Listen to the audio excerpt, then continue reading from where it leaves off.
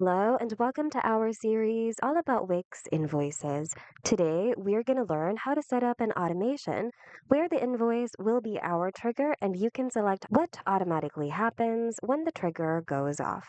Let's get started. On your site's dashboard, go to Automations on the left. Click Create Automation. You can choose some automated templates that you can edit, or you can start from scratch. It's up to you. So this is the automation editor, and this is where you can create any automation you want to make. But first, you need to properly name your automation. The next thing you should do is to set up your trigger. The trigger is what initiates the automation. When the trigger goes off, the automation happens or starts. There are lots of triggers you can choose from here on the left. In this case, I will be choosing something related to invoice. So, say for example, invoice overdue. Now it's time to add the action or the event that happens when the trigger goes off.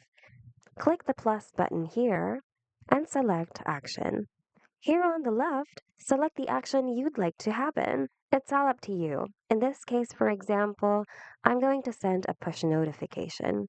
And depending on the action you selected, you're going to need to further set things up here on the left panel. In this case, since we selected to send a push notification as our action, we will need to set things up here, such as the recipient type and the message itself.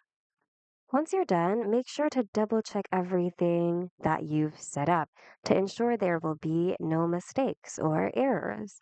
Once everything's all good, then click on Apply. Finally, click on Activate, and your automation should now be active. That's it. We hope this video was helpful. If it was, hit the like button and consider subscribing for more Wix tutorials. Thanks for watching, and we hope to see you guys in the next video.